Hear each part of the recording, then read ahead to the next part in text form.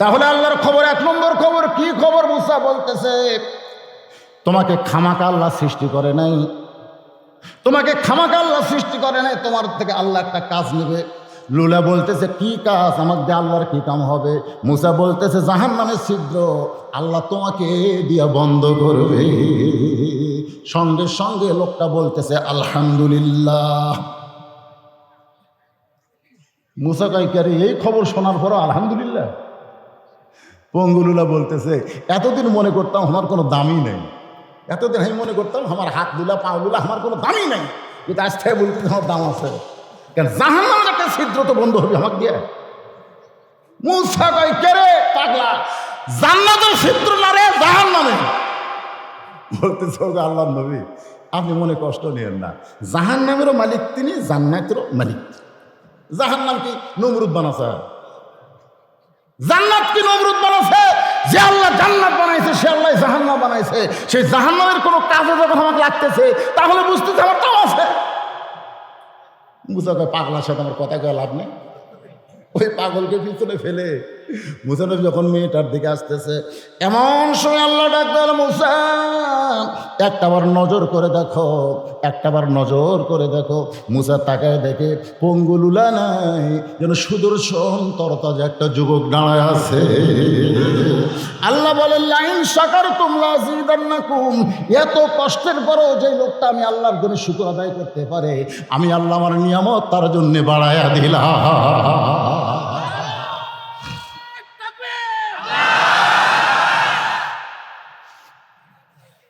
তকবীর যদি দেন ভাইজান, আপনার কি বিব্রত হচ্ছেন?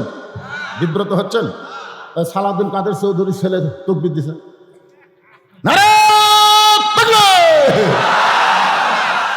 আসলে সামনে যে বিএনপির মহাসমাবেশ ওইটা কিন্তু ওরা খেয়াল করেনি। তকবীর মারা দিতে সামনে যত মুসলমান আল্লাহ আকবার কইছে, এই স্টেজের যারা বসে আছে ওকে সাইজ দেখছে, ওরা খালি ফখরুল ইসলাম আলমগীর একটা, আমি খুশরু মাহমুদ একটা, তারা খালি মাথায় নিয়ে করতেছে। ওরা সাংবাদিকরা বললো আপনারা মাথা নিচু করে মাথা ঝোঁকালেন কেন? বলে এরা তো আমাকে স্লোগান নয়। এই একটা কথা বলার সাথে সাথে এরা বেঈমান হয়ে গেছে। ধরে কোন কথা ঠিক কিনা? কারণ আল্লাহু আকবার স্লোগান এটা কোনো আওয়ামী লীগ বিএনপি জামাত ইসলামের স্লোগান নয়, এটা হলো মুসলমানের স্লোগান। জন্মের সময় ডান কাজা আযান বাম কাজা আকামত, আবার মরে গেলে জানাজার লাশ সামনে নিয়ে আল্লাহু আকবার। ধরে কোন কথা ঠিক কিনা? ঠিক যদি হয় এখান থেকে একদম নারায় তকবীর বললো, আপনারা সকলে আল্লাহু আকবার করলেন না কেন? এটা কি সাংবাদিক নাকি রে?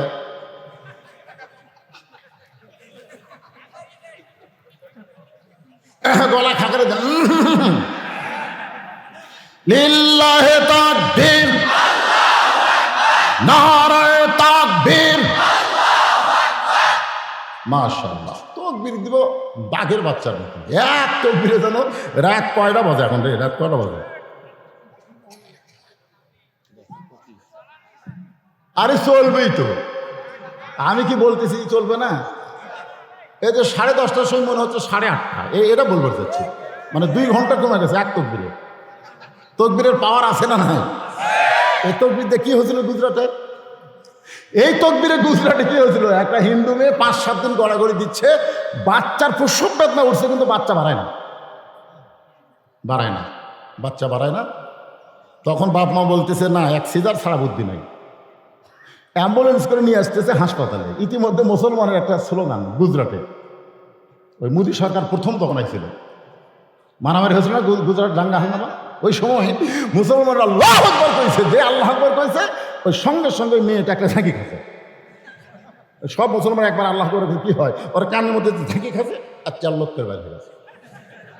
বাপ মাও কই খেরে 5-7 দিন কি কষ্ট রে, বাচ্চা হয় না, সিজার করা লাগে, আল্লাহু আকবার ধুনিতে বাইরে হয়ে গেল। আমরা এত ভগবান ভগবান করি, কাম হয় না, বাড়িতে অ্যাম্বুলেন্স নিয়ে গেছে। 2 মাস পর সাংবাদিক সম্মেলন করে বলতেছে ভাই আমাদের ভগবানের কোনো পাওয়ার নেই। একেবারে এইভাবে বলছে আমাদের ভগবানের কোনো পাওয়ার নেই। এত নমস্কার, এত ভগবতী ভগবতী করে আমাদের মেয়ে মরে যাচ্ছে, যখন সিজার করবার যাচ্ছি রাস্তার মধ্যে আল্লাহু আকবার শুনে যখন চাল্লত করে বের হয়ে যায়, আমরা আর ভগবানের দলে থাকলাম না, আল্লাহু আকবারের দলে যোগ দিলাম। এটা হিন্দু বুঝলো আল্লাহ আকবার, আপনারা বুঝলেন না রে। একটু মনোযোগ দিয়ে শোনেন। মুসা নবী আল্লাহর শুকরিয়া আদায় করার নিয়ামত দেখে মেয়েটার কাছে এসে বলতেছে, মা তুমি যদি দুনিয়াতে ভালো থাকতে চাও, তোমার ভাঙ্গা বাড়ি যদি চাঙ্গা করবার চাও, তাহলে বেশি বেশি আল্লাহর শুকরিয়া আদায় করো। মেয়েটা বলতেছে, আমি এতদিন জানতাম আপনি ভালো নবী, কিন্তু পাগলা কখন থেকে হলেন? হ্যাঁ, এইরকম অবস্থায় কেউ আল্লাহর শুকরিয়া আদায় করে? না খায় কেউ আলহামদুলিল্লাহ কয়? পানি হলে পানি পড়ে, রোদ হলে বাড়ির মধ্যে রোদ আসে, এই অবস্থায় কেউ আলহামদুলিল্লাহ বলবে? আমি আলহামদুলিল্লাহ বলতে পারবো না। মুসা বলতেছে, আল্লাহ যেটা কইছে আমি তোমার কাছে কইলাম। মুসা নবী যখন যাচ্ছে, আল্লাহ কয়, মুসা তাকায় দেখো। মুসা তাকায় দেখে যা আসলো তাও নেই, সব ভাঙ্গা চলে উড়িয়ে চলে গেছে, উড়িয়ে সব লেগেছে। অস্কুরুলি পালা তাকফুরুন, শুকুর গুজার করবা না কুফরি করবা, দেখো কে হয়। প্রথম লোকটার সামনে এসে বলতেছে, ওগো আল্লাহর বান্দা, সম্পদ যদি কমাবার চাও তাহলে আল্লাহর শুকুর আদায় করো, আলহামদুলিল্লাহ বাদ দিয়া এখন থেকে বলো সম্পদের মালিক আমি। লোকটা কান্দে বলে, মুসা গো, মালিকানা আমি কেমনে নিব? আমি হলাম গোলাম, আমার আল্লাহ হলেন মালিক। মুসা বলে, তাহলে তোমার সম্পদ দুনিয়াতে কোনোদিন কমবে না। আমি আপনাদের বোঝাবার চাইছি, এই কোরআনের মাহফিলে এসে যখন বসলেন তখন বুঝলেন আপনি বসেন নাই, আল্লাহ পাক আপনাকে বসাইলেন। আর আল্লাহ যখন বসাইলেন তখন বুঝতে হবে এই মুহূর্তে আল্লাহ আমাদের উপরে খুশি হয়েছে। আর আল্লাহ যখন কিছু সময়ের জন্য কোনো বান্দার উপরে খুশি হয়, ওই বান্দার জন্য জাহান্নামকে বাতিল করে আল্লাহ জান্নাতের মালিক বানায় দেয়। খুশি না বাজার? এই জন্যে আর একবার বলি আলহামদুলিল্লাহ। এখন আসুন, ওয়াল আসরি ইন্নাল ইনসানা লাফি খুসর ইল্লাল্লাযীনা আমানু ওয়া আমিলুস সালিহাতি ওয়া তাওয়াসাউ বিল হক। আবার বলেন, ওয়া তাওয়াসাউ বিল হক ওয়া তাওয়াসাউ বিস সবর। চারটা বিষয়। কয় বিষয়? কিন্তু প্রথমের কথা হলো মারাত্মক। আমি যখন এই আয়াতে, এই সূরার যখন প্রথম এই আয়াতটা পড়ি, আমার শরীরটা থরথর করে কাঁপে। আল্লাহ বলতেছে, ইন্না মানে নিশ্চয়, ইনসান মানে মানুষ, লাফি মানে ভিতরে, খুসরু মানে ক্ষতি। নিশ্চয় মানুষগুলো ক্ষতির ভিতরে। যখনই পড়ি মানুষগুলো ক্ষতির ভিতরে, তখন মাঝে মধ্যে আমার আল্লাহর কাছে আমি প্রশ্ন করি। এগুলো প্রশ্ন তো আল্লাহ আমার শোনে না, আমি করি। মাটির বোতল বানায়া তুমি করিলা বেহুশ, তুমি যেমনি না চাও তেমনি নাচে পুতুলকে দোষ দাও। তুমি যেমনি না চাও তেমনি নাচে পুতুলকে দাও দোষ। সবাই বলেন, মাটির বোতল বানায়া করিলা বেহুশ, তুমি যেমনি না চাও তেমনি নাচে পুতুলকে দাও দোষ। তুমি সর্প হইয়া দংশন করো, আবার ওজা হইয়া ঝাড়ো। তুমি চোরকে বলো চুরি করো, পুলিশ হইয়া ধরো। আচ্ছা আল্লাহ, এই জাহান্নামের মধ্যে শয়তান কেমনি ঢুকলো? আমি আল্লাহ মাঝে মধ্যে কই যে হাওয়া যে জান্নাতের মধ্যে আছে, এই জান্নাতের মধ্যে শয়তান কেমনি ঢুকলো? শয়তানকে এত ক্ষমতা কেন দিলে যে জান্নাতের মধ্যে ঢুকে হাওয়াকে স্টার জলসা জি বাংলা দেখালো? না না, প্রশ্ন জাগে না আপনাকে? প্রশ্ন জাগে না? জান্নাতের মধ্যে শয়তান কেমনে ঢুকলো? জান্নাতের দরজাত কি কেউ নাই নাকি? আমাকে সাধারণ একটা বাড়ির দরজা, এমপির বাড়ি, মন্ত্রীর বাড়ির দরজা পুলিশ খাওয়ায় থাকে, তারা জান্নাতের দরজাত কি কেউ নাই? আমরা মানুষ না হয় শয়তানের দেখে পারি না, কিন্তু ফেরেশতাদের দেখে পারে। আমি মাঝে মধ্যে আল্লাহ কই, না কোনো উত্তর পাই না। আমি আল্লাহ কইলাম, আল্লাহ এই জান্নাতের মধ্যে ঢুকে হাওয়াকে স্টার জলসা জি বাংলা শয়তান দেখালো, আর যেটা দেখার পরে হাওয়া বাংলাদেশ ভুলে গেল। বাংলাদেশের এটিএন বাংলা চ্যানেল একটাও দেখে না। প্রত্যেক বাড়ির যাই দেখবেন হাওয়ার জাতিরা বাংলাদেশের একটা চ্যানেলও দেখে না। কথা কয় না রে, মানে কথা কয় না রে। সব ভারতের চ্যানেল, ভারতের চ্যানেল মানে শয়তানের চ্যানেল। ধরে কর কথা ঠিক, কথা কর। ভারতের চ্যানেল মানে শয়তানের চ্যানেল। তো এখন আমি আল্লাহকে বলি, আল্লাহ হাওয়াকে না হয় চ্যানেল দেখালো, কিন্তু এই হাওয়ার আদমকে গন্ধম কেন খাওয়ালো? যদি না খাওয়াইতো তাহলে আমাদের বাবা আদমকে তো জান্নাত থেকে দুনিয়া আসতে হতো না। অথচ যখন কোরআন খুলি তখন আল্লাহ বলতেছেন, ওয়াইজ ক্বালা রাব্বুকা লিল মালাইকাতি ইন্নী জাইলুন ফিল আরদি খলিফা। যখন আদমকে আল্লাহ তৈরি করে নাই তখনই আল্লাহ বলেছেন আমি দুনিয়াতে খলিফা প্রেরণ করতে চাই। তার মানে বোঝা গেল আদমকে জান্নাতে রাখা হলো আল্লাহর ভুয়া। ওটা আসলে জান্নাত না। ওটা জান্নাত নয় কেন শোনেন, ওটা জান্নাত নয় কেন সেটা কোরআনের শরীফ আপনারা পড়েন, তাহলে দেখবেন সালামুন আলাইকুম তিবতুম ফাদখুলুহা খালিদিন। জান্নাতের দরজায় তোমাদেরকে সদর সম্ভাষণ জানায় তোমাদেরকে ভিতরে ঢুকে বলা হবে এই ঘরের মধ্যে তোমরা ঢোকো, তোমাদেরকে আর কোনোদিন বের হওয়া লাগবে না। ফাদখুলুহা খালিদিন, একবার ঢুকলে আর কোনোদিন বের হওয়া লাগবে। কিন্তু আদমকে ঢুকে এই কথা কিন্তু ফেরেশতারা বলে নাই, তার মানে ওটা জান্নাত না, ওটা জান্নাতের মতো হবার পরে। জান্নাতের গায়ে লেখা আছে ওয়ালা তাশতাহি আনফুসুকুম, জান্নাতেরা যা চাবে আল্লাহ তাই দিবে। তাহলে আল্লাহ কেন বললেন ওয়ালা তাকরাবা হাযিস শাজারা ফাতাকুনা মিনাজ জালিমিন, ওই গাছের কাছে যাইও না? তার মানে বোঝা গেল ওটা জান্নাত না।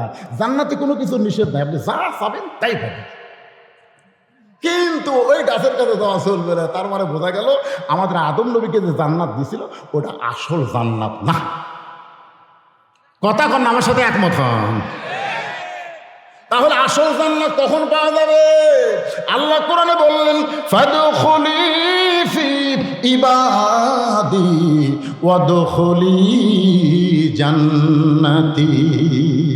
আসল জান্নাত যদি পাবার চাও তাহলে দুনিয়াতে আল্লাহর গোলাম হও, আল্লাহর ইবাদত করো, 5 ওয়াক্ত নামাজ পড়ো, রমজান মাসে রোজা করো, টাকা থাকলে হজ করো, টাকা থাকলে যাকাত দাও। এইগুলো আসল ইবাদত করে তুমি যখন মরে যাবে এরপরে একবার জান্নাতে ঢুকলে আর কোনোদিন তোমাকে জান্নাত থেকে বের হওয়া লাগবে না। আপনার বলেন তো আদম নবী কি কোনো ইবাদত করছে? এই কথা কন না, আদম নবীকে আল্লাহকে ইবাদতের পরে জান্নাত দিছে না ইবাদতের আগে? আপনারা কি আমার কথা বুঝতেছেন না ভাইজান?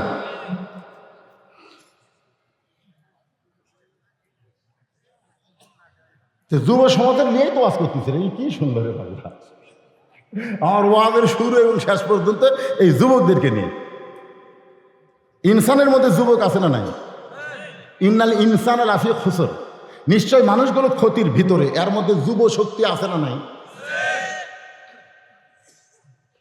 মানুষের মধ্যে আমি 2টা লিঙ্গ দেখতে পাই, একটা হলো পুরুষ আর একটা হলো নারী। হ্যাঁ, মধ্যে একটা আছে, তার নাম কি লিঙ্গ? এ কথা কয় না, পুরুষও না নারীও না, এটা কোন লিঙ্গ?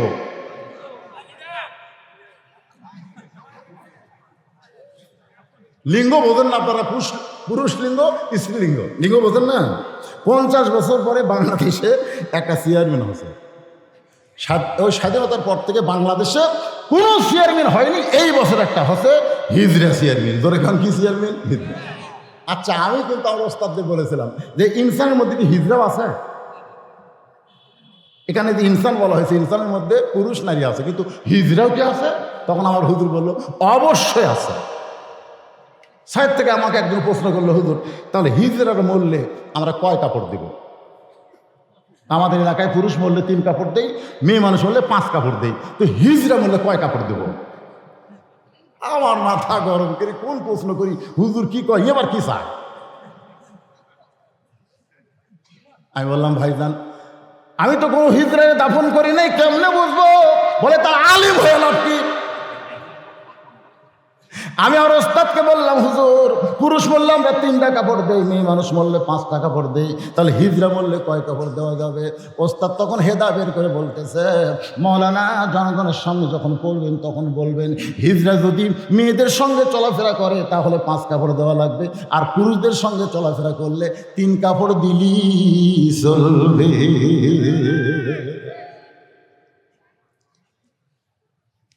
তাহলে ইনসানের মধ্যে যুবক আছে না নাই, যেরকম আছে না নাই? আরে যুবকদের ব্যাপারে তো কথা হচ্ছে।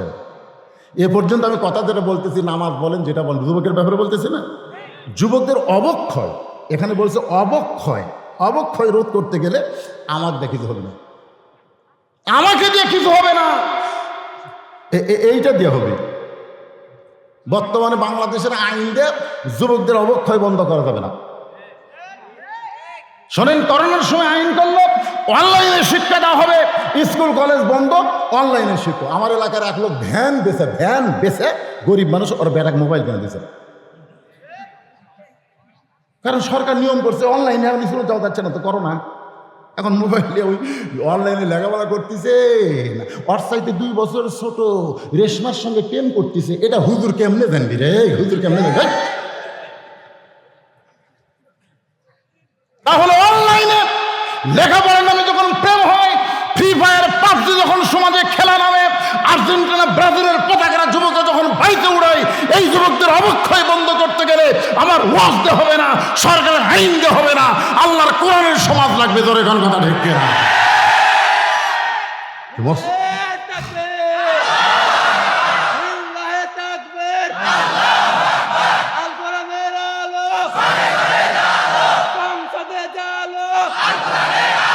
সব জায়গায় জালো, সংসদের কথা আমরা বলবো না, সব জায়গায়, ঠিক আছে?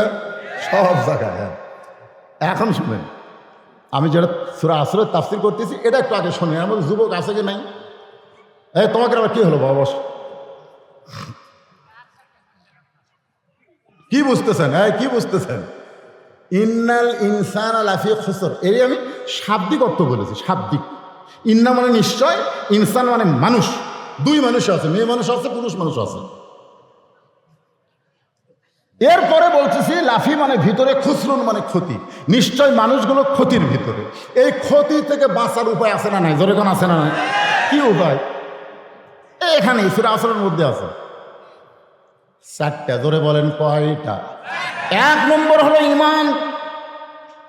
1 নম্বর ঈমান বিল্লাহ, ঈমানটা খেয়াল করবেন। সাহাবেরা প্রশ্ন করলেন, ইয়া রাসূলুল্লাহ, ঈমান সম্পর্কে আমরা জানতে চাই। রাসূল বললেন, ইকরার বিল লিসান, জবানে বলতে হবে আল্লাহ, তাসদিক বিল জানান, কলিজার মধ্যে জায়গা দেওয়া লাগবে। 3 নম্বর আমল বিল আরকান, এটা আমলের মাধ্যমে প্রকাশ করা লাগবে। আপনারা যারা বিয়ে করছেন, ভাই যারা বিয়ে করছেন, কি কার কার পেশাব ঘন ঘন হয় রে? কার কার পেশাব ঘন ঘন হয় না? বড় মাহফিল তো, মাঝখান থেকে একটা লোক পেশাব করে উপর গেলে সমস্যা না? আমি 5টা মিনিট সময় দিলাম, বাবা তোমরা সাইডে যাও। কোরআনের মাঝখানে বসে পেশাব করে যাও কেন? তুমি কি জানো না, বিশ্বাস করো না? অনুনাজ্জিলু মিনাল কোরআনি মা হুয়া শিফা, এই কোরআনকে আল্লাহ যাবত। রাত কেবল 11টা বাজতেছে, একটু মনোযোগ দাও বাজান, একটু মনোযোগ দাও, কেবল আজর টান মারতেছি। ওয়ামিলুস সালিহা, নেক আমল করতে গেলে সুন্দর একটা পরিবেশ লাগবে। সুন্দর একটা পরিবেশ যদি আপনি তৈরি করতে চান, সুন্দর একটা সমাজ লাগবে। সুন্দর একটা সমাজ যদি আপনি নির্মাণ করতে চান, তাহলে সুন্দর একটা রাষ্ট্র লাগবে। ধরে কোন কি লাগবে? আমি বক্তা যতই সুন্দর হবার কই, আমার হাতত কিন্তু ক্ষমতা নেই, তবে আমার মুখও তো ওয়াজ আছে। ধরে কোন ঠিক করেন, ওয়াজ আছে। ইমাম সাহেব দোয়া করতেছে 3 বার সূরা ইখলাস, 1 বার সূরা ফাতিহা, 11 বার দুরূদ শরীফ। মুসল্লি দোয়া করতেছে, আল্লাহ আল্লাহ, এই মাদারীপুর চুরি চামারে যে হারে বেড়ে গেল, আল্লাহ চোরের হাত থেকে গোটা গ্রামকে তুমি হেফাজত করো আল্লাহ। আল্লাহ, ইতিমধ্যে চেয়ারম্যান সাহেব ওই দিক দিয়ে মোটরসাইকেল নিয়ে যায়। ফের ইমাম সাহেব কি জন্য কান দিচ্ছে? মাদারীপুর নাকি মাঝে মধ্যে চুরি হচ্ছে, চোরের হাত থেকে গ্রাম হেফাজত আল্লাহ। দোয়া থামা। ইমাম ফোন করছে, চেয়ারম্যান সাহেব, প্রত্যেক গ্রাম থেকে 10টা করে যুবক নিবি, প্রত্যেক গ্রামে 50টা করে লাঠি কাটবি, প্রত্যেক গ্রামের মোড়ে মোড়ে রাস্তায় তোরা গভীর রাত্রে দাঁড়ায় থাকবি, দেখি চোর ঢোকে কোন দিক দিয়ে। চৌকিদার আমার কথা শুনবি না চেয়ারম্যানের কথা শুনবি? আরে বাবা রে, চুরি হয় না। কিন্তু আমরা যতই দোয়া করে আমরা বাড়িতে যাই, আর তারপর তো চোর আরো খুশি হয়ে চুরি করে যাকে এরা দোয়া করছে রে। তো আমাদের মুখে আছে দোয়া, হাতে কোনো ক্ষমতা নাই। আর যাদের হাতে ক্ষমতা আছে তাদের কোনো দোয়া নেই। এই হলো উল্টা পাল্টা। এই উল্টা পাল্টা সমাজকে যদি আমরা সাইজ করতে চাই, আল্লাহর কোরআনের পথ ছাড়া কোনো বিকল্প রাস্তা নাই। ও আমির সালেহা, আপনাদের বুঝাইতেছি, একটু মনোযোগ দিয়ে শুনবেন। নেক আমলকারী কয়, সামান্য একটা ঘটনা আপনাদের বলি। আমার মা বোনেরা যারা আছেন পর্দার অন্তরালে, এরা ভাবতেছে হুজুর আমাদের নেক আমল কি, মেয়েদের আবার নেক আমল কি? আপনারা মেয়েদের জন্য আলাদা ভাবতেছেন। মেয়েদের জন্য নামাজ রোজা আছে, আমাদেরও নামাজ রোজা আছে। মেয়েদের আবার দুটো কাম বেশি আছে, একটা হলো স্বামীর কথা মতো চলা, আর একটা হলো সতীত্বের হেফাজত, পর্দা করা। ছোট ছোট মানে কতিপয় মেয়েরা মা ফাতেমার সঙ্গে একটু দেখা করবেন। ও মায়েরা শোনেন, ও আমিল সালেহ আপনাকে ওয়াজ হচ্ছে। কতগুলা মেয়েরা ফাতেমার সঙ্গে দেখা করবেন, এসে দেখে নবীর মেয়ে ফাতেমার ঘরের দরজা বন্ধ দেখে মেয়েরা থমকে দাঁড়িয়ে আছে। কে রে, দরজা বন্ধ, কি করা যায়? তাকে দেখে ছোট্ট একটা বাচ্চা খেলাধুলা করতেছে। মেয়েদের মধ্যে একজন ডাক দিয়েছে, বাবু এদিকে আসো। দর্শি বলতেছে আসসালামু আলাইকুম। মেয়েরা চুম করছে, কে রে, এত সুন্দর বাচ্চা আমাদের সালাম দিল। সুবহানাল্লাহ খান। বাবু তোমার নাম কি? বলে আমার নাম হলো হোসাইন ইবনে আলী। হরে বাবারে, নাম হলো হোসাইন ইবনে আলী। মেয়েরা বুঝবার পারছে এটা ফাতেমার ছোট সন্তান। কপালে চুমো দিয়ে বলতেছে, বাবু তোমার মায়ের সঙ্গে আমরা একটু দেখা করবার চাই, তুমি একটু অন্দর মহলে গিয়া তোমার মা থেকে আমাদের হুকুম নিয়ে আসো। তোমার মা যদি দরজা খোলে তাহলে আমরা মেয়েরা একটু তোমার মায়ের সঙ্গে দেখা করব। সঙ্গে সঙ্গে হোসেন খেলাধুলা বাদ দিয়ে দৌড় মারছে, ঢুকতেছে। ইতিমধ্যে হয়তো আলী ঘরের মধ্যে কোরআন শরীফ পড়তেছে। হয়তো আলী কি করতেছে? আল্লাহর কোরআন পড়তেছে। তো হোসেন বাহির থেকে দৌড়ে যখন মায়ের ঘরের দিকে যাবার চাচ্ছে, হোসেন থাম, আসসালামু আলাইকুম আব্বু। তো তুমি বাহিরে খেলতে খেলতে দৌড় মারো কেন? তো বলতেছে কতগুলো মেয়ে মানুষ দরজার দাঁড়িয়ে আছে, তারা একটু আমার মায়ের সঙ্গে দেখা করবার চায়। আমি মায়ের কাছে যাচ্ছি অনুমতি নেওয়ার জন্য। হয়তো আলী বলতেছে তুমি তোমার মায়ের কাছে যাওয়ার অনুমতি আছে? হোসেন বলতেছে বাবা কি কম? বলে তোমার বয়স কত? আপনি ভালো জানেন আমার বয়স কত, আপনি ভালো জানি দেখে তো তোর থামাস না। তোর বয়স হলো 4 বছর। মায়ের ঘরে ঢুকতে গেলে মায়ের অনুমতি লাগবে। সুবহানাল্লাহ। কারণ তোমার মা ঘরে কিভাবে আছে, হয়তো এমনও গরমের দিন থাকতে পারে। মেয়ে মানুষ কিন্তু ঘরের মধ্যে বুঝতে না, কাপড় 4 বছর বাচ্চা সব বোঝে, তো ঢুকলে কিন্তু শরম করবে। এই জন্য হোসেনকে বলতে হবে, মা আম্মু আমি হোসেন আপনার ঘরে ঢুকবার চাই। ফাতেমা বলতেছে 1 মিনিট পরে আয়, 1 মিনিট পরে আয়। তার মানে বোঝা গেল ছেলে সব কিছু বোঝে। এখন ছেলের সামনে সতর খোলা যাবে না, বিয়াবুড়ো অবস্থায় থাকা যাবে না। হযরত আলী বলে হোসেন শুধু একজন মানুষ ঢুকতে গেলে তার কোনো অনুমতি লাগবে না। বাবা যদি মেয়ের ঘরে ঢোকে মেয়ের অনুমতি লাগবে। মেয়ে যদি বড় হয় তাহলে বাবা মেয়ের ঘরে ঢুকতে গেলে মেয়ের অনুমতি দরকার আছে না নাই? আল্লাহ রাসূল যতবার ফাতেমার ঘরে গেছেন প্রত্যেকবার অনুমতি নিয়েছেন। ফাতেমা কোনোদিন ফিরা দিয়েছেন, আবার কোনোদিন বলছেন বাবা কিছু পরে আপনি ঘরের মধ্যে ঢুকবেন। শুধু একজনের অনুমতি লাগবে না, সেই ব্যক্তি হলো তার স্বামী। স্বামী যখন তখন বিবির ঘরে ঢুকতে পারবে। আমার মায়েরা শোনেন, শুধু একজনের অনুমতি লাগবে না, সেটা হলো স্বামী। হোসেনকে থামাই দেওয়া হয় তাহলে ফাতেমার ঘরের দরজায়।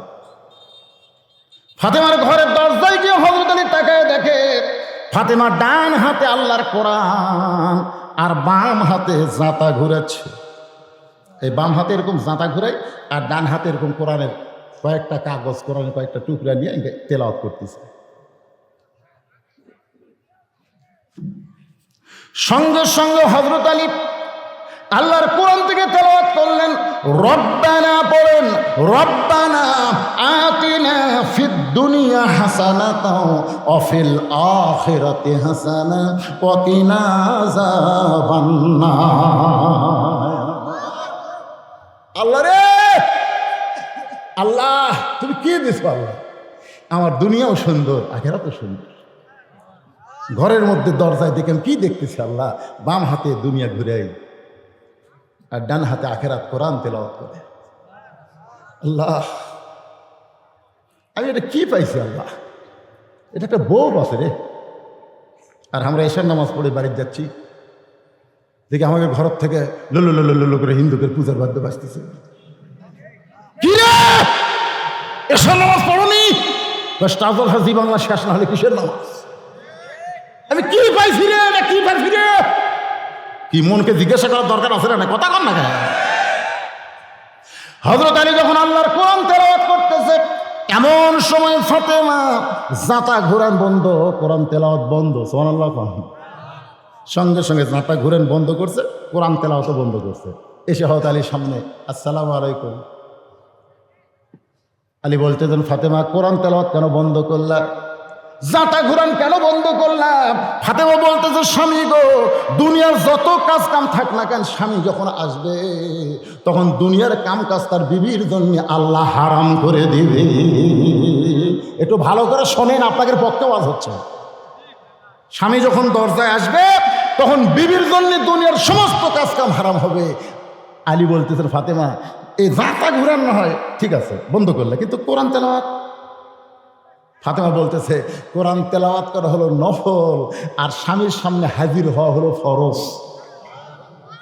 কারণ আল্লাহ রাসূল বলেছেন, আমার আল্লাহর পরে কাউকে যদি সেজদা দেওয়ার হুকুম থাকতো তাহলে প্রত্যেকটা বিবিকে বলা হতো স্বামীর পায়ে সেজদা করো, কিন্তু আল্লাহ ছাড়া কাউকে সেজদা করার বিধান নাই বলে রাসূল বললেন, আল্লাহর পরেই মেয়েদের কাছে সবচাইতে দামি হলো তার স্বামী। সবচাইতে দামি কি? স্বামী। যদি কোনো বিবি নফল নামাজ আদায় করে, 2 রাকাত নফলের নিয়ত করছে, 1 রাকাত পড়া হয়তো স্বামী ডাকতেছে, রহিমা,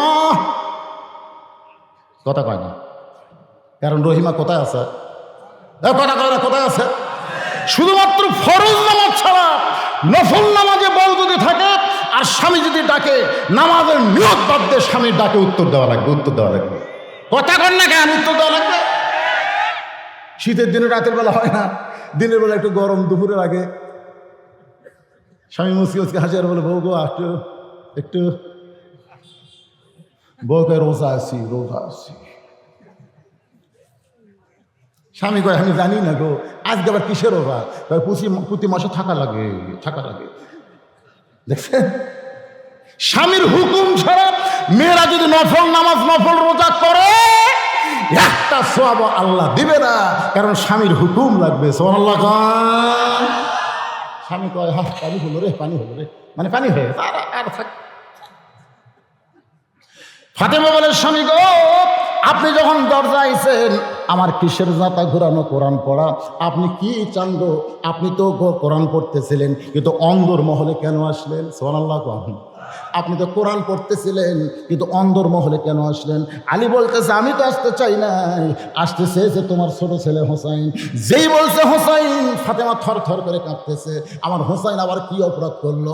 আলী বলতেছে, ফাতেমা যখনই তোমার হোসাইনের নাম ওঠে তখন তোমার শরীর কাঁপে কেন? ফাতেমা বলেন, স্বামী গো, আমার বাবা যখন দুনিয়া থেকে বিদায় নিয়েছে, বিদায় নেওয়ার কালে আমাকে বলে গেছে, ফাতেমা হাসান হলো অবিকল, আমি নবীর মতো, আর হোসেন একটু জেদি রে মা, হোসেনের দিকে একটু খেয়াল রাখবে মা।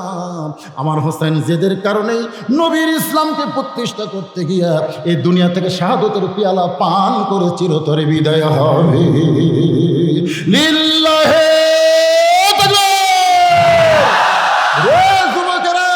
তোমাদের অবক্ষয় যদি বন্ধ করবার চাও, তাহলে মেসি নেইমারকে বাদ দিয়ে হাসান হোসেনকে তোমাদের কলিজার মধ্যে ঢুকায় দাও, কারণ সাইদের স্বভাবে আহলুল জান্নাহ হাসান ও হোসেন রাদিয়াল্লাহু তাআলা আনহুমা জান্নাতি যুবকদের সর্দার হবে হাসান আর হোসাইন। কারা কারা হাসান হোসেনের সঙ্গে আল্লাহকে একটু হাত দেখেন তো দেখি। যারা যারা হাসান হোসেনের সঙ্গে, বুড়ো বুড়ো হাত তোলে, সবাই হাত তোলে, লিল্লাহে তাকবীর। হাত নামান, হাত নামান।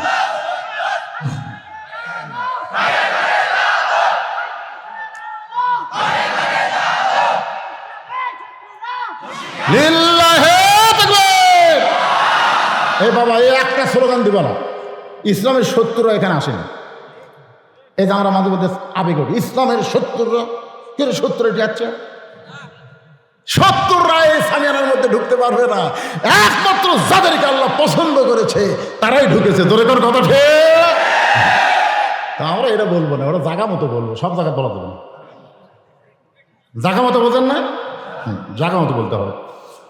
আমাদের মধ্যে সম্প্রীতি, আমি তো মসজিদের মধ্যে ঢুকে দেখি ভাই, ডান পাশে আওয়ামী লীগ, বাম পাশে বিএনপি, মাঝখানে জামাত ইসলাম। আমার দেখা কথা 3 জন মিলে এখন নামাজ পড়বি, কিন্তু ইমামতি করবি কি? সমস্যা হচ্ছে এই জায়গায়। তখন আওয়ামী লীগ বলছে যে ভাই আমি নামাজ পড়বার পারি রে, পড়াবার পারি না। বিএনপি বলতে যে আমার থেকে বেশি খেদমত দিলে আমি আকামতটা দিতে পারবো, কিন্তু পড়াবার পারবো না। তখন জামাত ইসলাম বলতেছে এখন 3 জন 3 দল করি, কিন্তু মসজিদের মধ্যে ঢুকে তো আমি যুদ্ধ অপরাধী, ইমাম হওয়া ছাড়া বুদ্ধি নেই। তখন আওয়ামী লীগ বলতেছে পাগলা, বাইরের কথা ভিতরে কোষকে, আমি আওয়ামী লীগ, তুই জামাত, আর ওই বিএনপি, এটা ভিতরে কেন, ওটা বাইরে হবে। ভিতরে আমরা 3 ভাই একসাথে নামাজ পড়তে যাই, যা সামনে যা। এখন জামাত ইসলাম সামনে দিয়ে, আওয়ামী লীগের বিএনপি বলতেছে একটি দায়িত্ব বিহার ইমাম। ডান কাদের ফেরস্তাকে আল্লাহ কি লেখবো, ওরা কি আসলে ইমাম মানল? ইমাম মানে নেতা মানছে? আল্লাহ লেখালেখি পরে হবে, কারণ ভিতর ভালো হয়ে লাভ নাই, বেড়াও ভালো হওয়া লাগবে। জোরে কোন কথা ঠিক কিনা? খালি সামান্য জায়গা ভালো রাখবা, আর বাহিরকে শয়তানে দিয়ে তোমরা কি গাঁদার চাষ করবা? ও আমিলু সালিহা, নেক আমলের মধ্যে কথা আছে না নাই? জোরে কোন আছে না নাই? একটু মনোযোগ দিয়ে শুনবেন। ফাতেমা বলে স্বামী গো, আপনি আল্লাহর কোরআন পড়তেছিলেন, সেই কোরআন শরীফ পড়া বাদ দিয়া আপনি অন্দর মহলে কেন ঢুকছেন? ফাতেমার কথা বুঝে মনে হয়েছে। আলী বলতে তো ফাতেমা তোমার হোসাইন, যে বলছে হোসাইন, ফাতেমা থর থর করে কাঁপতেছে। আমার হোসাইনকে আবার কোনো বেয়াদবি করলো? আলী বলে ফাতেমা কোনো বেয়াদবি করে নাই, তোমার হোসাইনকে কতগুলো মেয়ে মানুষ ধরছে, মেয়েরা নাকি দরজায় দাঁড়িয়ে আছে, তারা একটু তোমার সঙ্গে দেখা করবার চাই। তুমি ফাতেমা যদি অনুমতি দাও তাহলে মেয়েরা তোমার সঙ্গে দেখা করবে। ফাতেমা বলতেছে আমার কোনো আপত্তি নাই, মেয়েরা আমার সঙ্গে দেখা করবে, আমার কোনো আপত্তি, কিন্তু আপনার কষ্ট। আলী বলতেছে মেয়েরা তোমার সঙ্গে দেখা করবে, এখানে আমার কষ্ট কি? আলী বলতেছে আপনাকে পর্দার ব্যবস্থা করা লাগবে। পর্দার ব্যবস্থা করা এটা কি মেয়ে মানুষের কষ্ট না পুরুষের কষ্ট? আপনার কথা বুঝতেছেন না। আমার বউ গোটাল পাড়ার লোক চেনে, আমার বউকে গোটাল পাড়ার লোক চেনে, হচ্ছে না? আমার এলাকার লোক, মহিলা চেয়ারম্যান, ভোটের আছে, ওই জাকি পাই, বুঝলেন? জাকি পাই ভোটের আগে, জাকি ভাই হাত ধরে, পুরুষ মানুষ ধরে, আমরা পুরুষ মানুষ হাত ধরে বুকুত নেব ভাই, আমি কিন্তু এবার আমার মার্কেটে হাত ধরে আমি ভোট, এখন মানুষ সরমে কি করে আমার হাত ছাড়, মেয়ে মানুষ এখানে আলিয়া ফেলে করে ফেলতেছে ভোটর ডাড়ে। আমার স্বামীকে একদিন করলাম, কে ভাই তোমার বউ যে হারে খেলতেছে রে, এই বউটা যদি তোমার মরে যায় তুমি কয় কাপড় দিবা? তো স্বামী বলতেছে হুজুর আপনি আবার নতুন প্রশ্ন করেন কেন? মেয়ে মানুষ মরে দিলে কয় কাপড় দেয় সেটা আপনি জানেন না? আমি বললাম হ্যাঁ, মরে গেলে 5 কাপড় দেয় সেটা আমি জানি, তো তোমারটা কয়টা দিবা? সবাই যা দেয় আমি তাই দেবো। তাহলে তোমার প্রত্যেকটা পুরুষ মানুষের হাত ধরে বুকুর ঠেকায় ভোটটা আমাকে দেওয়াই লাগবে, এখন বুদ্ধি শোনেন। পর্দার ব্যবস্থা করার এটা নারীর জন্য না, এটা হলো পুরুষের জন্য। খুব খেয়াল করার জন্য হাদিসটা খেয়াল করবে না। দায়ুসু লায়াদখুলুল জান্নাহ, দায়ুস কোনোদিন জান্নাতে যাবে না। সাহাবেরা প্রশ্ন করলো দায়ুস কোন নারী? আল্লাহ রাসূল বলে দায়ুস কোনো নারী না, দায়ুস হলো ওই সকল পুরুষ মানুষ যাদের অধীনে নারীরা পর্দা করে না। এখন আপনার অধীনে কারা আছে? একটু মনোযোগ দিয়ে কথাগুলো শুনবেন। ফাতেমা বলে স্বামী গো, তাহলে আপনাকে পর্দার ব্যবস্থা করা লাগবে।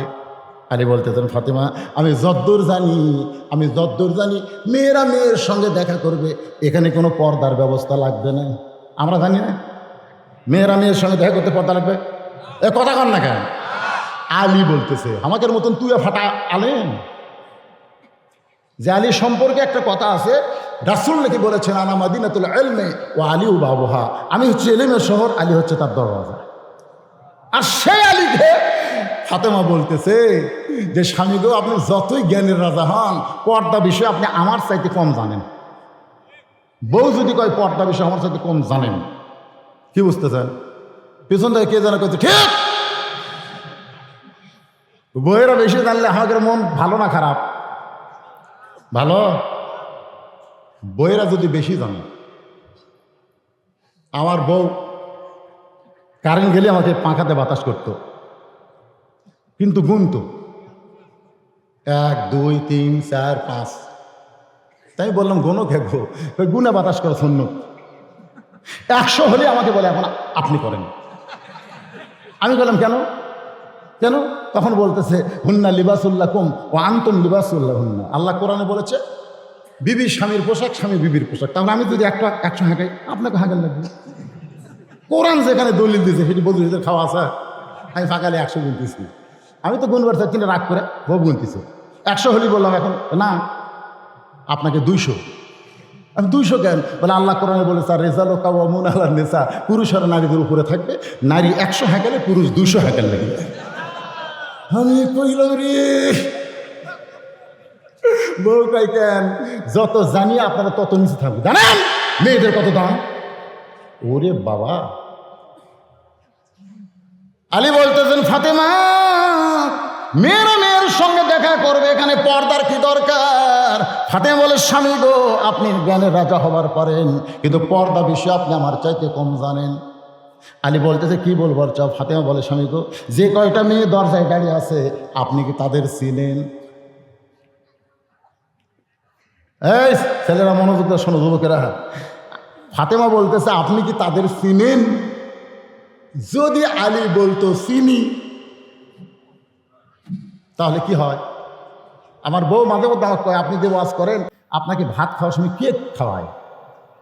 আমি কইলে যে যুবকেরা দাওয়াত দিয়েছে তারাই খাওয়ায়। আমি ভুল করে এক জায়গায় বলছি গুরুদাসপুরের একটা ঘটনা, মনে নেই আমার, যে বাড়িওয়ালা খুবই ভালো গো, ওর বউ এসে আমাদের সামনে খাবার দিল। বলেছি বাড়িওয়ালা খুবই ভালো, আর বউ এসে খাবার দিল, আমার বউ ঘর থেকে বের হয়ে গেল। কি হলো? লুচ্চা। ডাহা কথা তো হ্যাঁ ডাহা কথা, খালি একবার কয়ে আমাকে লুচ্চা কথা। তা আলীকে হামাল লাগাল কেন? ফাতেমা বলতেছে আপনি কি তাদের চিনেন? সঙ্গে সঙ্গে হযরত আলী ফাতেমার কপালে একটা চুমা দিয়ে বলতেছেন ফাতেমা এই একটা নারী ছাড়া আমি আর দুনিয়ার কোনো মেয়েকে চিনি না। সঙ্গে সঙ্গে ফাতেমা স্বামীর কপালে একটা চুমা দিছে। আমি জানি আল্লাহ কোরআনে বলেছে কুল্লিল মুমিনিনা ইয়াগুদ্দু মিন আবসারিহিম, যারা প্রকৃত মুমিন হবে যুবকেরা তোমাদের অবক্ষয় যদি বন্ধ করতে চাও কোনো মেয়ের দিকে না তাকায়া তোমাদের নজর থাকবে নিচের দিকে। জোরে করে কথা ঠিক। আজকে আমাদের মুনির খানের এই বিরহ গান, এই মুনির খান ই মনে হয় জীবনে কি শেখায় খাসে ভাই, এক অঞ্জ নেওয়া কি যে করিস আল্লাহ ভালো জানে। এই মুনির খানের গান এর আবার বেশি শোনে, আর এখনকার বিরহের গান না হলে সুপারহিট হয়। এ ভাইয়া নাও হাসে না বারে কেন শোনা পান না গান, আপনি একটু হাসেন না, কিছু করলাম আপনি দেখতেছি তো একে মুখে গেল হয় না, কি ব্যাপার কি ভাবি কিছু কইছে নাকি? কি বিরহের গান সুপারহিট, তোর এখন ঠিক কিনা? বিরহের গান।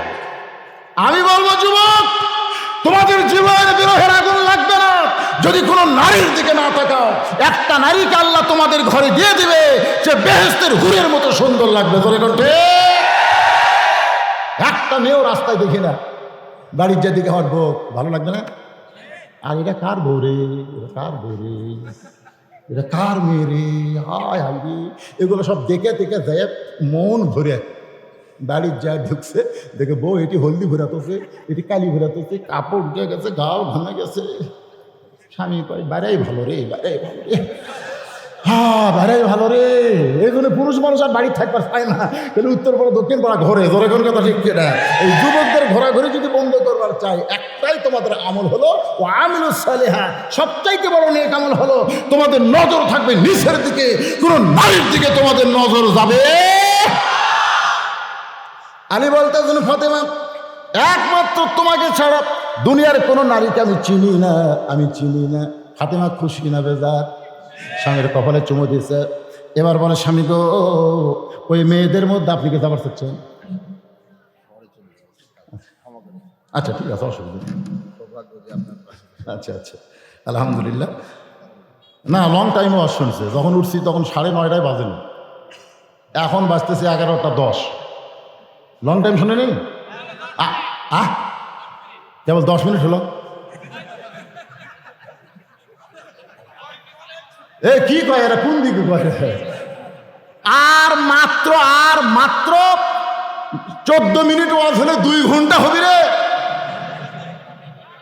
10 মিনিট হয়নি তার মানে না, অনেক লম্বা ওয়াজ শুনছে। ইনশাল্লাহ কোন নেতারা যখন আমাদের মাহফিলে বসে ঘন্টার পর ঘন্টা থাকে তখন আমাদের কলজা ভরে যায়। কারণ নবী আগে দাওয়াত দিবার গেছিল আবু জেহেলের কাছে, তারপরে গেছিল বড় বড় নেতা যারা উতবা সাহেবের কাছে। কেন? সাহাবেরা প্রশ্ন করলে ইয়া রাসূলুল্লাহ, রাসূল বলেন নেতাগুলো যদি ভালো হয় পাতিয়াগুলো এমনি ভালো হবে। ধরে কথা ঠিক কিনা? নেতাগুলো যদি ভালো হয় এমনি ভালো হবে। তো শুনছে তো 2 ঘন্টা, আলহামদুলিল্লাহ, অসুবিধা কি? আমার ভাইজান সভাপতি সাহেব আছেন তো আপনি? না, আপনি যাবেন? আচ্ছা, মাশাআল্লাহ, আপনি থাকবেন ইনশাআল্লাহ। মাশাআল্লাহ, পাশি দুটো, 2 ধারে 2 পাশি, আলহামদুলিল্লাহ, সুবহানাল্লাহ। তাহলে কি বলতেছিলাম? ফাতেমার স্বামী গো, পর্দার ব্যবস্থা করেন। আলী বলতেছে কেন? বলে আপনি যে মেয়েগুলো হয়েছে তাদের মধ্যে সকলেই পর্দা নিশা, আপনি কি বলতে পারেন? বলে তা বলতে পারি না। যদি এই সমস্ত মেয়েদের মধ্যে একটা বেপর্দা হয় তাহলে পরপুরুষের কাছে ফাতেমার চোখের সাইজ কেমন, নাকের সাইজ কেমন, মুখের সাইজ কেমন যদি বলে দেয়, যদিও ফাতেমা পর্দার ভিতরে, তারপরেও পরপুরুষ জানতে পারবে। রাসূল বলেছেন আমার ফাতেমা পর্দার ভিতরে বড় হয়েছে, আমার ফাতেমাকে পর্দার মধ্যে বিয়ে দিয়েছি। আলীকে বলেছে আলী রে, আমার ফাতেমার জন্য কিছু যদি করতে না পারিস পর্দার মধ্যে রাখিস, কারণ ফাতেমা আমার পর্দাকে পছন্দ করে। গভীর রাত্রে ফাতেমা দুনিয়া থেকে বিদায় নেওয়ার পরে স্বামীর বুকের সঙ্গে মুখ লাগায় বলে, স্বামী গো, দুনিয়ার জীবনে কিছুই চাইনি গো, যদি আপনি কষ্ট পান আমি মরে যাবো আজকে গভীর রাত্রে, আমার মরার পরে আপনি 3টা জিনিস কিন্তু আমাকে দেওয়া লাগবে। আলী কাঁদতে কাঁদতে বেহুশ হয়ে যায়। ফাতেমা আলীর মাথাটা নিজের উরাতের উপরে কপালে চুমাতে বলে, স্বামী গো, এমন করে আপনি কাঁদবেন না, কারণ সারা জীবন পর্দার মধ্যে ছিলাম। আল্লাহকে বলেছি, আল্লাহ ফাতেমার মৃত্যুটা তুমি পর্দার মধ্যে দিয়ে দিও। আল্লাহ আমার দোয়া কবুল করেছে বলে আজকে রাত্রে মৃত্যু হবে। মরার পরে রাতের অন্ধকারে আমার কবর খনন করবেন, কারণ রাতের অন্ধকারে মৃত্যুবরণ করব আর দিনের আলোতে আমাকে কবর দেবেন, তাহলে আমার পর্দার খেলাফ হবে। ওগো স্বামী, আমার কোনো জানাজার ব্যবস্থা করবেন না। আলী ইসলামকে বলে, ফাতেমা বলো না, এমন কথা বলো না, কারণ তুমি নবীর কলিজার টুকরা, তোমার জানাজা না করলে কেমন হবে? ফাতেমা বলে, স্বামী গো, মনে করেন আমার জানাজায় 1 লক্ষ মানুষ হয়েছে, সমস্ত মানুষ দোয়া করতেছে, আল্লাহ ফাতেমাকে তুমি জান্নাত দাও, ফাতেমাকে তুমি জান্নাত দাও। শোনো গো স্বামী, আল্লাহ কোনো মানুষের দোয়ার দিকে তাকাবে না, আল্লাহ শুধু আপনার মুখের দিকে তাকায় থাকবে। আপনি কি বলেন? আপনি কি বলেন? সমস্ত মানুষ যদি বলে ফাতেমা জান্নাতি, আর আপনি যদি মুখটা বন্ধ করে থাকেন, আমি ফাতেমা জান্নাতে যাওয়ার পারবো না। আর লক্ষ মানুষ যদি বলে ফাতেমা খারাপ, ফাতেমা খারাপ, আর আপনি যদি বলেন আমার ফাতেমা ভালো, এক স্বামীর সার্টিফিকেটে ফাতেমার 8টা জান্নাতের দরজা আল্লাহ খুলে দিল। রে মায়েরা শোনেন, পর পুরুষের কাছে ভালো হইলে কোনো লাভ নাই মা। ভালো যদি হবার চান তাহলে নিজের স্বামীর কাছে ভালো হবেন। আপনার স্বামী যদি ভালো বলে তাহলে ফাতেমার সঙ্গে আপনি জান্নাতে হবেন। ওগো স্বামী, আমার কবরটা দিবেন জান্নাতুল বাকির পূর্ব কোনায়, সবুজ রঙের বাতি জ্বলতেছে, এই বাতি বরাবর। কবর দেওয়ার পরে হযরত আলী কিন্তু আল্লাহকে বলেছে, আল্লাহ আমি ফাতেমার প্রতি রাজি হইলাম, তুমি এখন রাজি হয়ে যাও। এই দোয়া করার পরে তাকায় দেখে সামনে কয়েকটা পুরাতন কবর দেখা যায়। এইমাত্র ফাতেমার নতুন কবর, সেই কবর গেল কোন জায়গায়, কবর কোন জায়গায়, গোটা জান্নাতুল বাকি আলী দৌড়ায়, ফাতেমার কবর, ফাতেমার কবর। কে যেন গায়েব থেকে বলে, আলী রে, আমার ফাতেমা পর্দা নিশি, আমি আল্লাহ জোহরা ডিগ্রি দিয়া ফাতেমার কবরকে কিয়ামত পর্যন্ত পর্দা করেছি। ওয়ামিলুস সালিহাত। আমার মা বোনদের জন্য ওয়াজ শেষ, এখন আমাদের ওয়াজ। ওয়াতাওয়া সাওবিল হক, শুধু নেক আমল করলে হবে না। এখানে 3 নম্বর কথা হলো ওয়াতাওয়া সাওবিল। এই বাংলাদেশের একজন তুখোর বক্তা ছিল, নাম হলো মামুনুল হক। যেরকম নাম কি? এই হকটা ধরে দেবে, মামুনুল হক। ওয়াতাওয়া সাওবিল হক। ঠেলা আছে ভাই রে, ঠেলা আছে রে। তাহলে মোটামুটি ইমান আর আমলের উপর ওয়াজ করলাম। এই দুটো বাদ থাকে। সূরা আসরে এই দুটো কি চলবি? এ উঠে কারা রে, উঠে কারা রে? আশ্চর্য ধরনের কথা।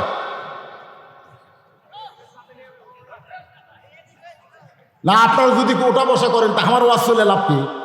আপনারা মনে করছেন আদায় হয়নি? হয়নি? সব হয়ে গেছে, যে কোনো সময় শেষ করবো, আপনি উঠলি শেষ। কেবল হকের দিকে যাওয়ার চাচ্ছি, উঠলো কারা? স্লোগান তো দিবার পারেন, আলো জ্বলানটাই হক রে পাগলা। সারাদিন দোয়া করতেছে, আল্লাহ অন্ধকার আর ভালো লাগে না, আল্লাহ অন্ধকার আর ভালো লাগে না, আল্লাহ হায় হাই দোয়ারে। ইতিমধ্যে কান্দা দেখে একজন হেদাক লিয়াচ্ছে, হেদাক লিয়াসতি কেরে অন্ধকার কোথায় গেল রে, অন্ধকার কোথায় গেল? একজন বলতে পাগলা যতই কান্দে অন্ধকার দূর করে পারবি না, আলো জ্বলান লাগবি রে, অন্ধকার তাড়ান লাগে না, এমনি পড়ে যায়। তোর এখন কথা ঠিক কিনা? হক যখন প্রতিষ্ঠা হবে, কুল জাল হক ওয়া যাকাল বাতিল ইন্নাল বাতিলা কানা যাহুকা। 5 বছরের একটা ছেলে হারিয়ে গেছে। না ঠিক আছে বাবা, কঠিন খবর। হারিয়ে গেছে, ছেলের নাম হলো শেহাব, বয়স 5 বছর, পিতা শমশের আলী, গ্রাম মালশিরা। এই শেহাব কেউ যদি পেয়ে থাকেন আশেপাশে দেখেন, 5 বছরের বাচ্চা, নাম জিজ্ঞেস করেন শেহাব, তাহলে টেজে দিয়ে যান। আসলে আমাদের এরা একটা অবক্ষয়। সন্ধ্যার সময় হাঁস মুরগি ঘরাত উঠলো কিনা, আমাদের কাহালুর কথা বলতেছি, সন্ধ্যার সময় হাঁস মুরগি ঘরাত উঠলো কিনা এটা কিন্তু লাইট দিয়ে দেখে। আর কয়টা মুরগি, কয়টা হাঁস, কয়টা মুরগি, কয়টা না, আলহামদুলিল্লাহ। সন্ধ্যার সময় গরু ছাগল দেখতেছে গোয়াল ঘরে উঠলো কিনা, গরু ছাগল গোয়াল ঘরে উঠছে সন্ধ্যার সময়। কটার সময়? কথা কন না কেন? তার সন্ধ্যার সময় যদি হাঁস মুরগি আপনার বউ দেখবার পারে, আপনি যদি গরু ছাগল দেখবার পারেন, তাহলে রাত এখন 11টা পার হয়ে গেল, এত পরে আপনার খোঁজ কেন? কথা কয় না, বাঙালি কথা হয় না। আপনি হাঁস মুরগি খুঁজে পারেন, আপনি গরু ছাগল খুঁজে পারেন। আমার গরু হেরোছে রে, গরু হেরোছে রে, গরুর চাইতে কি আপনার ছেলের দাম কম? এই শিয়াবের বাপ কোথায় রে?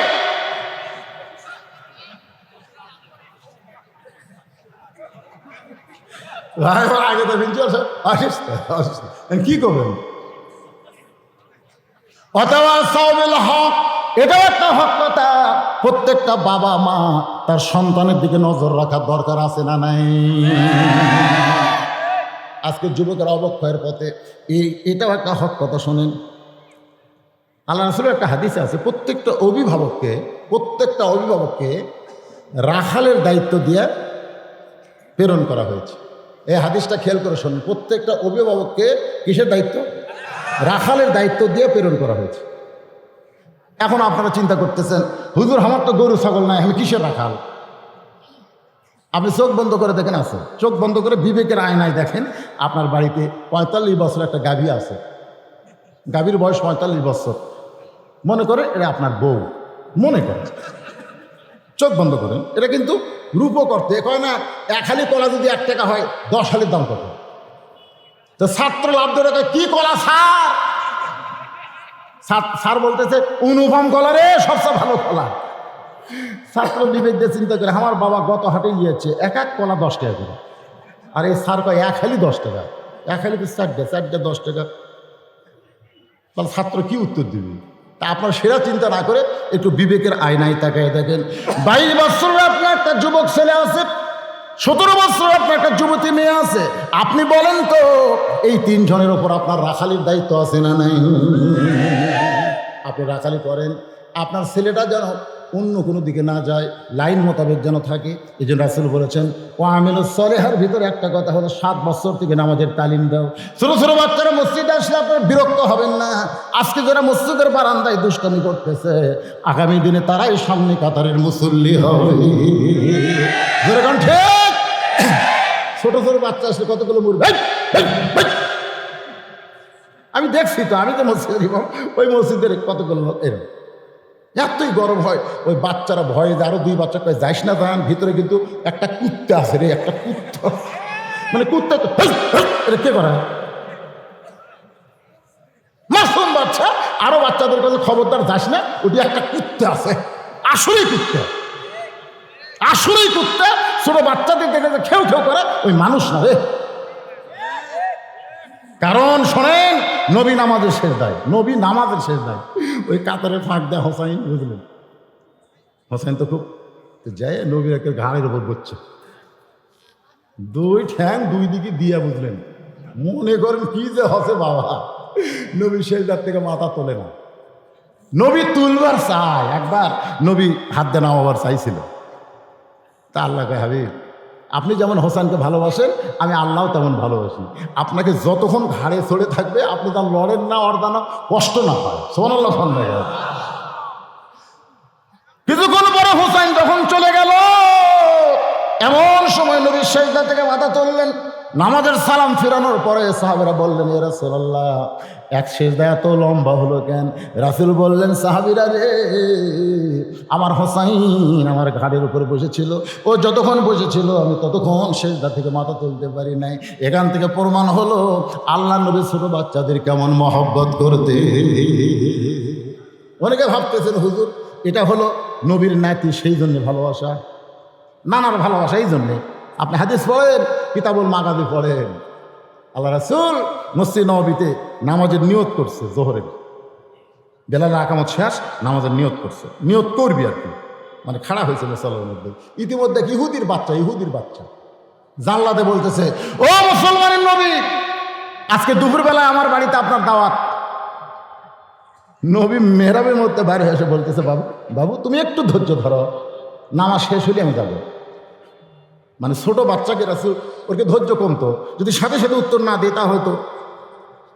নবী মেহরাব থেকে বের হয়েছে বলতেছে, বাবু একটু ধৈর্য ধরো, নামাজ শেষ হলে যাবো। নামাজ শেষ হলে নবী গেল। একটা সাহাবীকে বলেনি। সাহাবীরা চিন্তা করতেছে, নবীর পেটে আজ এত খিদে রে, দাওয়াত পাই একলাই চলে গেল। কিন্তু নবী জানে এই দাওয়াত সেই দাওয়াত না, আল্লাহ পাক তাকে জানাইছেন। সুবহানাল্লাহ। ইহুদির বাচ্চার বাবা নবীকে দেখেই বলতেছে, রাস্তার কুকুরকে খাওয়াতে আমার কোনো আপত্তি নেই, কিন্তু মুসলমানের নবীকে আমি কোনোদিন দাওয়াত খাওয়াবো না। রাসূল কিছুই বসলেন না, মুচকি হাসিতে চলে আসলেন। পরের দিন জোহরের নামাজের সময় ওই ইহুদির বাচ্চাটা আবার জানলা থেকে বলতেছে, ও মুসলমানের নবী, আমাদের বাড়িতে আপনার দাওয়াত। সঙ্গে সঙ্গে নবী মেহরাব থেকে এসে ওর গালে আদর করে বললেন, বাবা নামাজ শেষ হলেই তোমার সঙ্গে আমি চলে যাব। নামাজ শেষ হলে নবী যখন ওই বাচ্চার সঙ্গে গেলেন, ইহুদি একই কথা বলল, গতকাল চূড়ান্ত অপমান করলাম, তারপর আজকে আইছেন। ও মুসলমানের নবী, রাস্তার কুকুরকে খাওয়াতে পারি, কিন্তু মুসলমানের নবীকে আমি খাওয়াতে পারবো না। নবী মুচকে হাসি দিয়ে আবার চলে আসলেন। তৃতীয় দিন যখন ইহুদির বাচ্চা জানলা ধরে বলতেছে, ও মুসলমানের নবী, আজকে দুপুরবেলায় আমার বাড়িতে আপনার দাওয়াত। ওমর ফারুক মনে মনে চিন্তা করে, পরপর 2 দিন দাওয়াত দিয়ে নিয়ে গেলি, নবী যাইতে যেমন শুকনা মুখ, আসার পরেও শুকনা মুখ, আজকে কেমন দাওয়াত তোর, আজকে আমাকে দেখতে হবে। আলীকে ডাক দেবেন, আলী রে, তরবারি একটা জামার মধ্যে ঢুকায় এনে ওমর আলী 2 জন চলতেছে, আর নবী বাচ্চারা হাত ধরে হাঁটতেছে। যেই মাত্র ইহুদির বাড়ির দরজায় ইহুদি দৌড়ে এসে গাছের গোড়া কাটলে গাছটা যেমন ঠাস করে পড়ে যায়, তেমনি পড়ে গেলেন নবীর কদমের উপরে। বলি, ইয়া রাসূলুল্লাহ, ওমা আরসালনাকা ইল্লা রাহমাতাল লিল আলামিন। ইয়া একটা আবার বিশ্বাস হতো না, একটা মানুষ কেমনে দুনিয়ার জন্য আল্লাহ রহমত স্বরূপ নাজিল হয়। আপনি আসলেই গো সেই নবী। পরপর 2 দিন রহমান করলাম, এরপরেও তৃতীয়বার এসেছেন। রাসূল বলতেছে, ইহুদি তোমার কথাই তো আমি আসি নাই, আমি ছোট বাচ্চাকে এত ভালোবাসি। এই বাচ্চা যখন মসজিদের জানলা ধরে আমাকে দাওয়াত দেয়, ছোট বাচ্চাদের স্নেহ করতে আমার নবীর সুন্নাত, জোরে কান সুবহানাল্লাহ। আমারে কলেমা পড়ে দেন, লা ইলাহা ইল্লাল্লাহু মুহাম্মাদুর রাসূলুল্লাহ। নবী বলে, ওমর, এতক্ষণ নবী তাকায়নি, খবর কি? ওমর বলতেছে, ইয়া রাসূলুল্লাহ, তরবারির শক্তির চাইতে আপনার আদর্শের শক্তি অনেক পাওয়ারফুল, জোরে কান সুবহানাল্লাহ। তার নবীর সুন্নত আদর্শ কি? ছোট বাচ্চাদেরকে তাড়ায় দেওয়া, কতক্ষণ তাড়ায় দেওয়া। আমরা ছোটবেলায় মসজিদের বারান্দা থাকা দাদারা দাওয়াত দেয়নি, অথচ আমিলুস সালেহের মধ্যে বলা হয়েছে 7 বছর থেকে নামাজের তালিম দাও, 10 বছর থেকে জোর করে তাকে নামাজ ধরাও। জোরে করে কথা ঠিক কিনা? আজকে যে সেই তালিম আমাদের মধ্যে থাকতো ভাইজান, আজকে যুবকের অবক্ষয় হতো না। তা সবিল হক, এটা হক কথার একটা কথা হলো, আমাদের সন্তানগুলোর দিকে, ছেলেদের দিকে আমাদের নজর দেওয়ার দরকার আছে নাই? আপনি দেখেন যেখানে ইয়ং জেনারেশন, বাবা মন খারাপ করিস না বাবা, তোমাদের তো আদর্শ শাকিব খান। হ্যাঁ, আমাদের এলাকাতে এক ছেলে একটা ফুল প্যান্ট বানাচ্ছে ভাই, আমি দিনও দেখি তো কাছে এসে খারাপ আছে, দেখি এটি ছেঁড়া, এক ঠ্যাং খাটো আর একটা লম্বা, এই সাইড আবার ছেঁড়া। তাই আমি বলি কে রে বাপ, তোর এত অভাব, তুই ছেঁড়া ফুল প্যান্ট করছিস কেন? তোর কালে হাসি, হাসিস কেন? হুজুর আপনি কোন দেশে থাকেন? বর্তমানে এটাই স্ট্যাটাস হুজুর। এই স্ট্যাটাস আমার কে দেখালো? তো এর নাম হলো শাকিব খান স্ট্যাটাস। আরে পাগলা, শাকিব খান তোমাদের স্ট্যাটাস বানালে হবে না তো, কারণ শাকিব খানের মতন লুচ্চা আমাদের বাংলাদেশের নাই। জোরে কোন কথা ঠিক কিনা? আর মতন লুচ্চা মামুনুল হক বউলে ফেরে পড়ছে, সাংবাদিক জায়গা কাবিন আছে, আর ওরগুলো সব বিয়ে হওয়ার আগে বাচ্চা সাপ্লাই দিচ্ছে। একটা সাংবাদিক বলে না অপু বিশ্বাসকে 7 বছর পর তোমার বাচ্চা কোথায় পেলে, বুবলিকে বলে না তুমি কোথায় পেলে, পূজাশ্রী বলছে যে আমারও পেট বড় হচ্ছে। শালা বড় লুচ্চা রে, ওর কাছে যাই তার অবস্থা খারাপ করে দেয়। জোরে দর কথা ঠিক কিনা? বাবাজিরা, তোমরা ফুল প্যান্ট পরবে, এমন ফুল প্যান্ট, তোমাদের ফুল প্যান্ট হবে টাকনুর, এই যে টাকনু থাকে না, টাকনুর 1 ইঞ্চি উপরে, আর ওটা উঠবে নাভির 1 ইঞ্চি উপরে। আমার দিকে খেয়াল করেন, নাভির 1 ইঞ্চি উপরে, টাকনুর 1 ইঞ্চি উপরে, ঢিলা ঢালা হবে। নামাজ পড়তে যেন গোসান না লাগে, সবকে গোসাই ফুল প্যান্ট গোসাই। আমি গোসাস কেন? টাকনুর উপরে পাগলা, মসজিদের মধ্যে টাকনু ঢাকলে ক্ষতি নাই রে, কারণ মসজিদ হলো পাক জায়গা, তোর টাকনু ঢাকলে কোনো ক্ষতি নাই। কিন্তু না ফাঁকি জায়গায় টাকনু ঢাকা চলবে না, কারণ সমস্ত ময়লা স্যান্ডেলের দ্বারাতে উষ্টে এসে তোর পায়ের টাকনু, এই জন্য টাকনু পর্যন্ত ধোয়া ফরজ। তুই টাকনুই ফুল প্যান্টে ঢাকা ছিল, এখন ফুল প্যান্ট তোর কাটা লাগবে, কারণ নামাজের জায়গা পাক, শরীর পাক, কাপড় পাক। তুই না পাকটা পড়লে যতই গোসা তোর নামাজ হবে না। এই জন্য টাকনুর উপর পর্যন্ত ফুল প্যান্ট পায়ে দেওয়া না হলে ওই কাপড়ের কোনো পাকের গ্যারান্টি, জোরে বলতে হবে, পাকের গ্যারান্টি। আর নাভির উপরে থাকবে, যখন আপনি মাপ দিবেন না দর্জির কাছে, দর্জি বলবে দেখো উপর থেকে টাকনুর উপর থেকে নাভির উপর মাপ লাও, ফেরেশতা হবে আল্লাহ রেজাল্ট কি, আল্লাহকে ফুল প্যান্টের মাপ দিতি আর জীবনের গুনাহ মাফ করে দিলাম। একটা পোশাক বাবা। আপনার ছেলে কোন পোশাক পরে, আপনার ছেলে সারাদিন কি করে, আপনি বাবা হিসাবে খেয়াল রাখবেন। আপনার মেয়ে কি করে আপনি খেয়াল রাখবেন। আমি মাদের বোনদের বলবো, মা আপনার যখন বাইরে আসবেন টাকনু বের করতে পারবেন না, মেয়েদের টাকনু ঢাকা হলো ফরজ, কিন্তু মেয়েরা এমন প্লাজো পরতেছে যে প্লাজো পরার কারণে তাদের টাকনু দেখা যায়। আমার মা বোনদের জন্য ওয়ামিলুস সলিহা ওয়াতাওয়াসাউ বিল হক। এরপরে 4 নম্বর বিষয় হলো ওয়াতাওয়াসাউ বিস সবর। আমাদেরকে ধৈর্য ধারণ করা লাগবে। সময় বিপদ আপদ মুসিবত যতই আসুক না কেন, আমাদের ধৈর্য ধারণ করার দরকার আছে না নাই? ধৈর্য ধারণ বলতে কি বুঝতেছেন? এই ধৈর্য ধারণ বলতে কি বুঝতেছেন? এর সাইডে আবার কি কয়, ঘন ঘন মোবাইল দেখা, মানে আমি তো মোবাইল দেখলাম।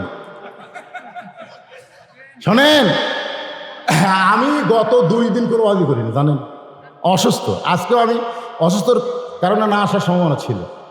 এখানে কেউ যেন হুজুর আপনি কেমন অসুস্থ, ফেসবুক তার ইউটিউবে আমার অসুস্থতার কথা প্রচার হয়ে গেছে। ওয়াজ করা খুব সমস্যা, তারপরও আজকে আপনাদের এখানে খুব ভালো লাগলো। টানা 2 ঘন্টা পর্যন্ত আমি ওয়াজ করলাম। ওয়াতাওয়াসাউ সবর এই বিষয়টা বলি আমি আপনাদের নিয়ে আখের মোনাজাত করব। এই যুবকেরা এই কাজটা করেছে, কামটা ভালো না খারাপ? জোরেগণ ভালো না খারাপ? কোন খেলা যাবে, তাস খেলা তো যাবেই না, সম্পূর্ণ হারাম, আবার যাবে কি করে? ফুটবল খেলা, হাঁটুর উপরে কাপড় তুলে যেগুলো খেলা হয় এগুলো একটা চলবে না, শরীর চর্চার জন্য ফুটবল খেলতে পারবেন, ফুল প্যান্ট বলে খেলা লাগবে। ক্রিকেট খেলা চলবে, কারণ এখানে খরচ তরফ হয় না। এগুলো আলোচনা এখানে কেন দিচ্ছেন? সামনে বিশ্বকাপ খেলা দেখা চলবে না, এই হচ্ছে কথা। এটা কইলে আর হবে না। ওয়াতাওয়াসাউ বিস সবর, এই ধৈর্য ধারণ উপদেশটা শোনেন, লাভ দেওয়া। আপনি 10 মাস ধৈর্য ধারণ করলেন, মা কয় মাস? বাবা আনন্দে মাতিয়া সাগরে ভাসাইয়া সেই যে চইলা গেল, খবর লেয় না মাজন ধরিয়া উদরে কত কষ্ট করে। 10 মাস পরে পায় প্রসবের বেদনা। বিষ বেদনা যখন উঠছে অনেক মায়েরা কিন্তু অধৈর্য হয়, বিষ খাবো, মরে যাবো, গলার দড়ি দিব, তখন দাদি নানিরা মুসকি মুসকি হাসে। মুসকি মুসকি হাসার কারণ কি জানেন? যে তোর মতো আমরাও চিল্লাচিল্লি করছি, একটু ধৈর্য ধর, একটু ধৈর্য ধর, একটু দাঁতের উপর দাঁত দে। বাচ্চা প্রসবের আগে মা যখন দাঁতের উপর দাঁত দিয়ে ধৈর্য ধরে, আপনার বলুন তো এই ধৈর্যের ফল খারাপ হয় না ভালো হয়? এই ধরে কেন ভালো হয় না খারাপ হয়? সন্তান যখন প্যা করে কান্না ওঠে তখন মা বেহুশ হয়ে যায়, মা বেহুশ। কিছুক্ষণ পর বাচ্চা গোসল করায় তখন মায়ের করে দেয়, মা জিব্বা বের করে ওই বাচ্চার মুখে যখন চুমু খায়, দাদি নানে চিল্লায় বলে, যার বিষের বেদনায় তুই মরবার চাইনি, গলার দড়ি দেওয়ার চাইনি, তাক আবার চুমা খাস কেন? এবার মা বলে, দাদি এত কষ্টের পরে ধৈর্য ধারণ করে যে নিয়ামতটা পেয়েছি এটা আগে বুঝতে পারিনি দাদি, যার কারণে আমি অধৈর্য হয়েছি। আমি বাংলার মুসলমান বলবো, শুধু কোরআনের ওয়াজ শুনবো না, কোরআন মোতাবেক আমরা চলবো। এই কোরআন যদি বাংলার সংবিধান হয়, এইটা পাইতে গেলে আমাদের প্রসব বেদনার মতন ধৈর্য ধারণ করা লাগবে। ধরে গণগত ঠিক কিনা? সবর ধৈর্যের শিক্ষাটা আপনার গ্রহণ করবেন। আল্লাহ পাক আলোচনা মোতাবেক বক্তা শ্রোতা সবাইকে কবুল করুক। সকলে বলে আল্লাহুম্মা আমিন। ভাইজান, আজকের মাহফিলের সভাপতি সাহেবকে আগে বক্তব্য দিয়েছেন না? দিবেন না? হ্যাঁ, মনাজ করবেন। আল্লাহুম্মা আমিন। আল্লাহুম্মা আনতাস সালাম ওয়া মিনকাস সালাম, তাবারাকতা ইয়া যাল জালালি ওয়াল ইকরাম। হে আল্লাহ তাআলা, আজকে হাজার হাজার যুবক, আল্লাহ পুরুষ নর নারী মিয়া, আল্লাহ জান্নাতের বাগান থেকে আখিরে মোনাজাতে দুইখানা হাত তুলেছি, মেহেরবানি করে আজকের মাহফিলকে কবুল করে নাও আল্লাহ। শুরু থেকে শেষ পর্যন্ত আল্লাহ যে আলোচনা করেছি, আল্লাহ ত্রুটি বিচ্যুত হয়ে গেলে যে হাদিয়া মঞ্জুর করেন, মদিনার রাসূল আওয়াজ মোবারক কবুল করে আল্লাহ। আম্বিয়া কেরাম, আসহাবে কেরাম, তাম পৃথিবীর মাটির নিচে যত মুমিন মুমিনাত শুয়ে আছে আল্লাহ, সকলের কবরে সওয়াব হাদিয়া পৌঁছে দাও আল্লাহ। আল্লাহ আমরা যারা হাত তুলেছি, আমাদের মধ্যে জনম দুঃখনী মা বাবা যাদের কবরে চলে গেছে আল্লাহ, মা বাবার কবরকে জান্নাতের টুকরা বানিয়ে দাও আল্লাহ। আয় আল্লাহ, এখানে একজন তার ছেলের জন্য 10,000 টাকা দান করেছে আল্লাহ। আমি যে ঘরে ছিলাম, তার বাপ মা আমেরিকা চলে গেছে, ছেলেটা এখানে আছে আল্লাহ। আজকের মাহফিলের সভাপতি, ইউনিয়ন পরিষদের সম্মানিত চেয়ারম্যান সহ সুধীজন আল্লাহ, অতিথি যারা আমার সঙ্গে হাত তুলেছে আল্লাহ, সকলকে জান্নাত হিসেবে কবুল করে নাও আল্লাহ। আমার মা বোনেরা পর্দার অন্তরালে বসে ঘন্টার পর ঘন্টা আলোচনা শুনেছে আল্লাহ, আবেদা সালিহা পর্দার কবুল করে মা ফাতেমার চরিত্র দান করে দেন আল্লাহ। আল্লাহ, এই মাদারীপুর যুবক যারা আজকে খেলাধুলা বাদ দিয়ে, গান বাজন বাদ দিয়ে তোমার কোরআনের তাফসীর করতেছে আল্লাহ, এই যুবকগুলোকে আল্লাহ তুমি ইমানের জন্য, ইসলামের জন্য, জান্নাতের জন্য কবুল করে নাও আল্লাহ। প্রতি বছর তারা যেন আমার মাহফিল করতে পারে আল্লাহ, এই ইমানের যোগ্যতা এদেরকে দান করে দাও আল্লাহ। অত্র এলাকার উপর থেকে সমস্ত গজবকে দূর করে রহমত বরকতের দরজা খুলে দাও। আর বাংলাদেশের প্রতি রহম করো আল্লাহ। আমরা মিলেমিশে মহব্বতে যেন বসবাস করতে পারি, সেই তৌফিক আল্লাহ দান করে দাও। কত মানুষের জানাজার নামাজ আমরা পড়েছি, এই 2 হাত দিয়ে কত কবরে মাটি দিয়েছি। একদিন আমরা সবাই মরে যাও। যেদিন আমাদের মরণ হবে, দিনটা যেন জুমার দিন হয়, মাসটা যেন রমজান মাস হয়। ইমানের সাথে, ইজ্জতের সাথে মুসলমান হইয়া এই দুনিয়া থেকে বিদায় নেওয়ার কালে আমাদের জবানে জারি করে দিও, লা ইলাহা ইল্লাল্লাহু মুহাম্মাদুর রাসূলুল্লাহ সাল্লাল্লাহু আলাইহি ওয়াসাল্লাম। আসসালামু আলাইকুম ওয়া রাহমাতুল্লাহি ওয়া বারাকাতুহু।